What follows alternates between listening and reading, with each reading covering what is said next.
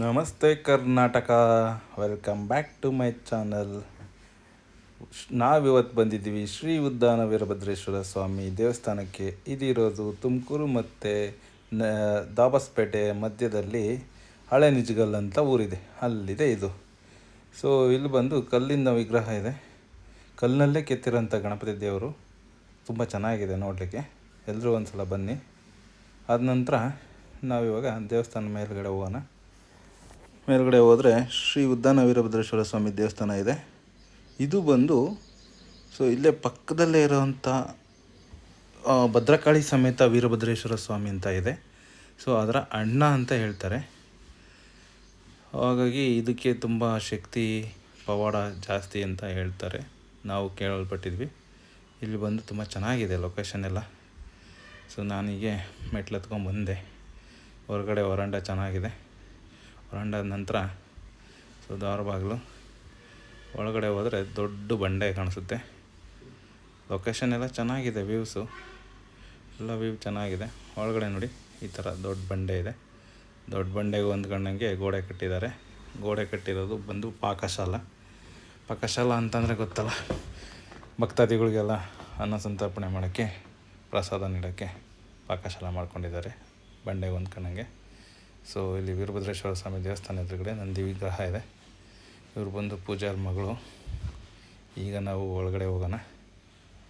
ದೇವಸ್ಥಾನ ಒಳಗಡೆ ಹೋದರೆ ಎದುರುಗಡೆ ಕಾಣೋದೆ ಶ್ರೀ ವೀರಭದ್ರೇಶ್ವರ ಸ್ವಾಮಿ.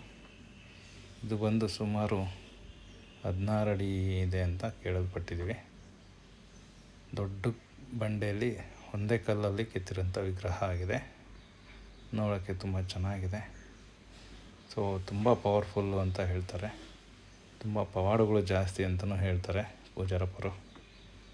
ಇದು ಬಂದು ಹಳೆ ನಿಜಗಲ್ ಹತ್ರ ಇರೋವಂಥ ದೇವಸ್ಥಾನ. ಎಲ್ಲ ಧರ್ಮದತ್ತಿಗೆ ಒಳಪಟ್ಟಿದೆ ಇದು. ಮುಜರಾಯಿ ಇಲಾಖೆಗೂ ಒಳಪಟ್ಟಿದ್ದು. ಇದು ಬಂದರೆ ಮುರುಳ ಸಿದ್ದೇಶ್ವರ ಸ್ವಾಮಿ ದೇವಸ್ಥಾನ ಅಂತೇಳಿ.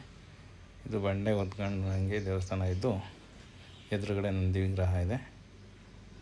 ದೇವರು ಒಳಗಡೆ ಇದೆ. ಕರೆಂಟ್ ಇಲ್ಲ, ಓಪನ್ ಇಲ್ಲದೆ ಕಾರಣ ಪವರ್ ಆಫ್ ಮಾಡಿದ್ದಾರೆ.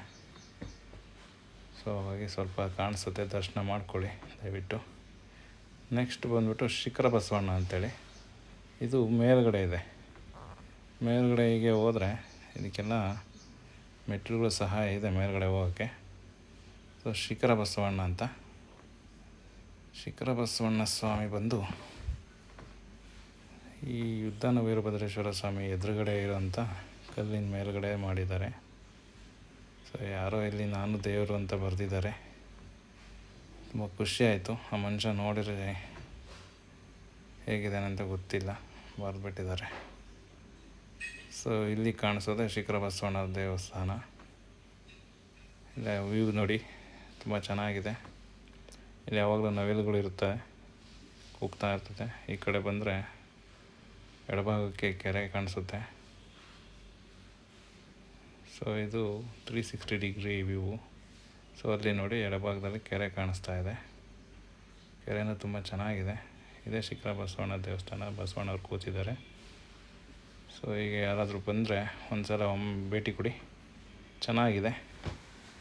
ಒಂದಿನದ ಪಿಕ್ನಿಕ್ಕಿಗೆ ಪರವಾಗಿಲ್ಲ. ಮಕ್ಕಳನ್ನೆಲ್ಲ ಕರ್ಕೊಂಡು ತೋರಿಸ್ಕೊಂಡು ಹೋಗಿ. ದೇವ್ರಿಗೆ ಏನಾದರೂ ನಿಮ್ಗೆ ಕೋರಿಕೆಗಳು ಕಾಣಿಕೆಗಳು ಇದ್ದರೆ ಕೊಟ್ಟೋಗಿ, ಕೋರಿಕೆ ಇದ್ದರೆ ಮಾಡ್ಕೊಂಡೋಗಿ. ಎದುರು ನೆರವೇರಿಸ್ತಾನೆ ಅನ್ನೋ ಒಂದು ನಂಬಿಕೆ ಇದೆ. ಎಲ್ರಿಗೂ ಒಳ್ಳೇದಾಗ್ತಾ